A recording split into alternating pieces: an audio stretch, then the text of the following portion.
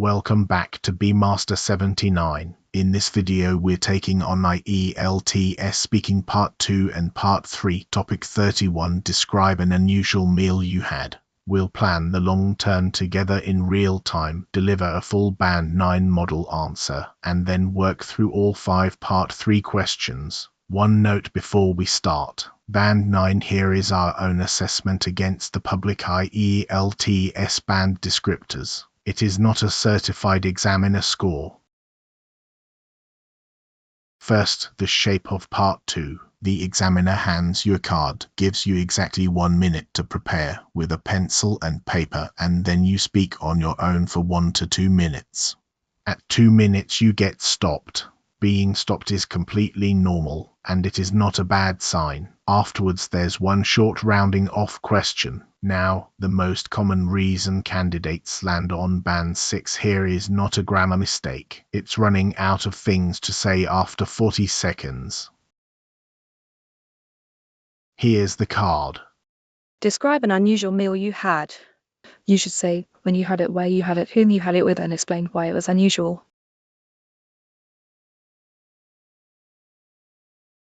So how do you use that minute? First rule, do not write sentences. You will never read a written sentence back naturally, and it makes you sound flat. Write keyword clusters instead. Then think in 3 moves. Set the scene in about 2 sentences. Tell one concrete story, not a summary.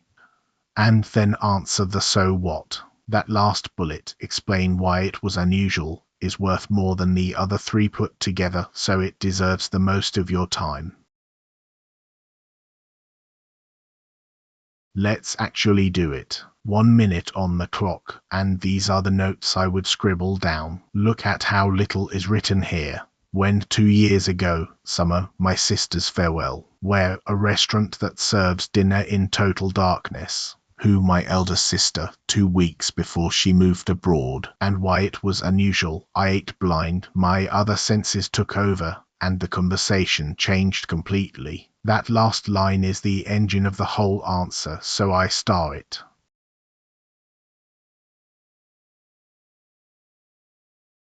Alongside the notes, I line up a handful of phrases I want to land. Not a script. Anchors stands out as the strangest. Pitch black, not simply dim lighting. Every mouthful turned into a guessing game. The other senses seemed to compensate. Prepare 4 or 5 phrases like this and your lexical resource rises sharply without you sounding rehearsed because the sentences around them are still improvised.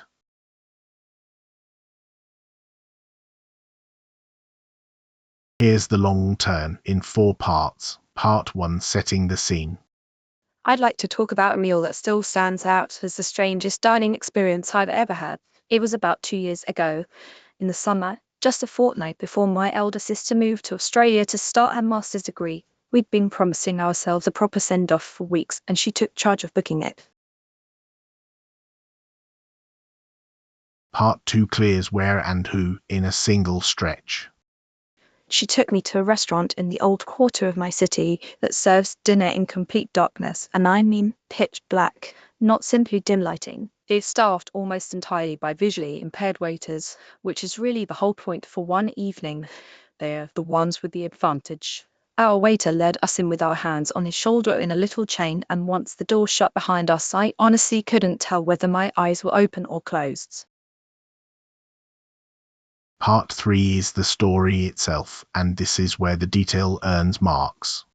What made it so unusual wasn't just the novelty of eating blind, it was how completely it rearranged the whole experience. I had no idea what was on my plate, so every mouthful turned into a guessing game. At one point, I was absolutely convinced I was eating chicken, and it turned out to be grilled aubergine. Without sight, the other senses seemed to compensate. Textures felt much sharper, the smell of lemongrass was almost overwhelming, and the conversation became strangely intimate. And Part 4 answers the explain bullet, which gets the biggest share of the time. And that's really why it mattered. My sister and I ended up talking for nearly 3 hours about things we'd never quite got round to saying. Not being able to see each other's faces somehow made it easier, to be honest. So what began as a slightly gimmicky novelty dinner turned into one of the most meaningful conversations we'd ever had. I still think about it whenever I'm eating in a brightly lit restaurant and realize how little attention I'm actually paying to the food. Here is the whole long turn in one place. First half. Pause the video and read it through. Watch for the dash corrections and the past perfect and notice that nothing in it is a difficult word.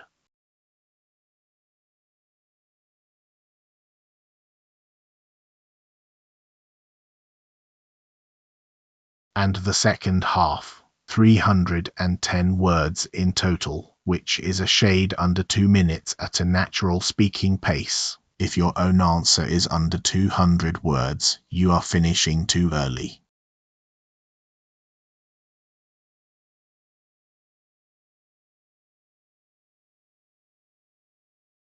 Now part 3. This is a 4 to 5 minute discussion, and the crucial shift is that the questions stop being about you. They're about people in general, society, causes and consequences. Answer in 3 to 5 sentences. A one-line answer will hold you at band 6 no matter how good the vocabulary is. And here is the real separator between band 7 and band 9. It is not the words, it is whether you're willing to qualify your own opinion.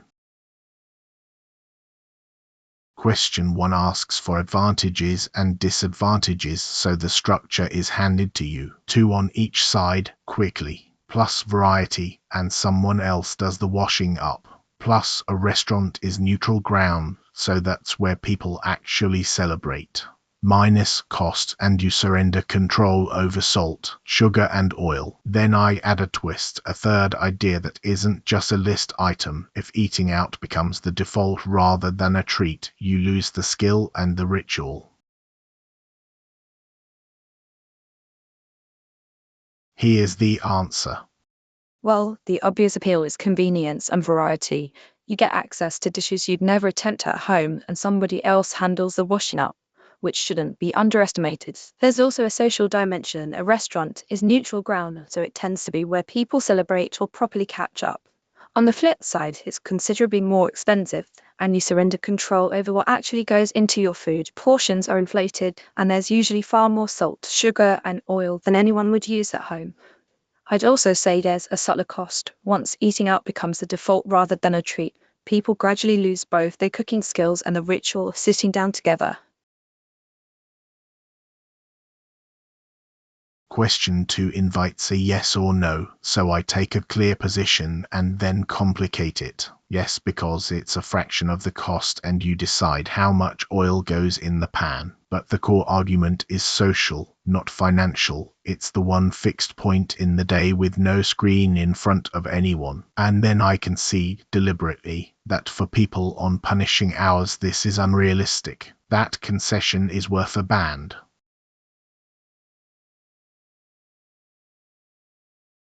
Here's the answer.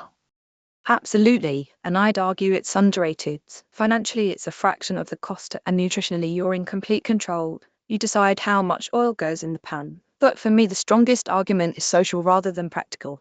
Dinner at home is one of the few fixed points in the day when everyone is obliged to be in the same room without a screen in front of them. And that's where the small, unremarkable conversations happen that hold a family together. That said, I wouldn't be dogmatic about it. For people working punishing hours, insisting on a home-cooked meal every single night is unrealistic, and there's no shame in ordering it occasionally. Question 3 looks like it wants friends or family. Don't just pick one. Give the obvious answer first, friends, then explain why. Adolescence is when you build an identity apart from your parents. Then refuse the false choice. Friends are chosen, family is simply given, and young people still gravitate back to family for illness, for trouble, for tet. That refusal to accept the question's framing is a very high-level move.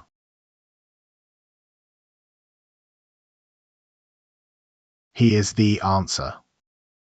I think if you asked most teenagers how to write, they'd say friends, and that's completely natural, because adolescence is when you start building an identity separate from your parents. Friends are also chosen, whereas family is simply given, so there's rather less friction. Having said that, I'd be cautious about drawing too sharp a line. From what I've observed, young people still gravitate back towards family for the things that really matter, when they're ill, when something goes wrong, or at festivals like TEDs. So it's less that they prefer friends and more that they socialize with friends, but relied on family. And that balance tends to shift again in your late 20s. Question 4 is a benefits question, and the trap is listing 3 benefits of the same kind. Instead, stack them on different levels. Level 1, immediate, a daily window where a parent notices a child is struggling. Level 2, health. Level 3, cultural transmission, which is the one nobody says: manners, stories, and how to disagree politely. Then close on a single sharp line, an informal classroom disguised as a meal.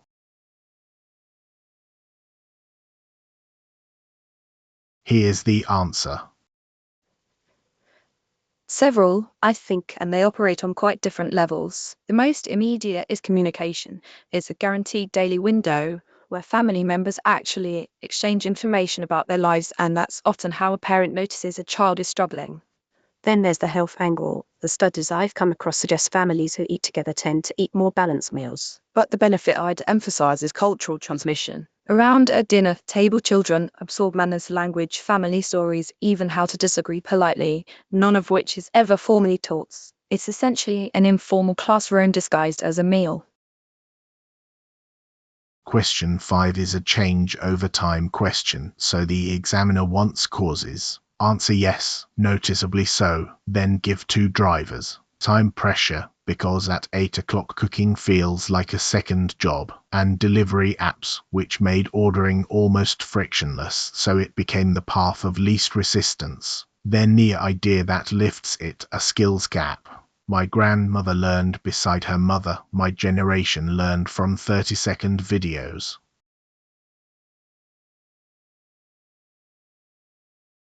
Here's the answer. Yes, noticeably so, at least in urban areas. A large part of it is simply time pressure. When you get home at 8 o'clock, cooking from scratch feels like a second job.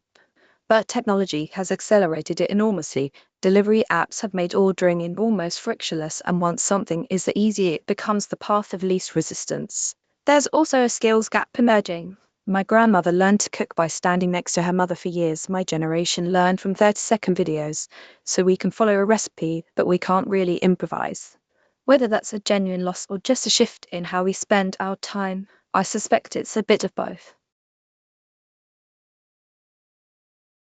Here's everything worth stealing in one place. Take a screenshot of this one, and a warning about how you use it. Do not try to force all 14 into a single answer. Pick 3, build a story around them, and let the rest arrive naturally over weeks of practice. Examiners can hear the difference between vocabulary that is used and vocabulary that is displayed.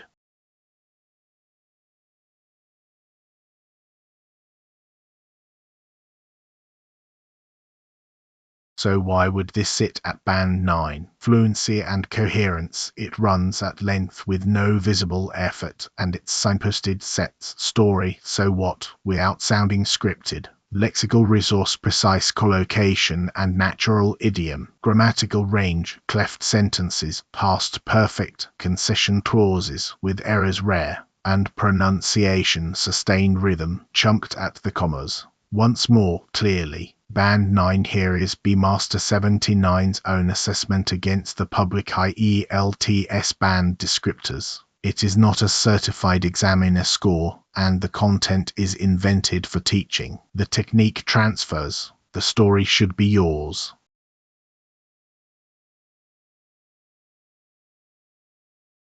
Your turn. And please actually do this one. Set a timer for 1 minute and write 4 keyword clusters for this same cue card about your meal, not mine. Then record yourself for the full 2 minutes and do not stop early. Play it back and check one single thing did you spend the most time on, why it was unusual. Then pick 3 phrases from the language bank and rebuild the whole answer around them. Comment your unusual meal below. I read everyone. Subscribe for the rest of the part 2 and part 3 series, and I'll see you in the next video.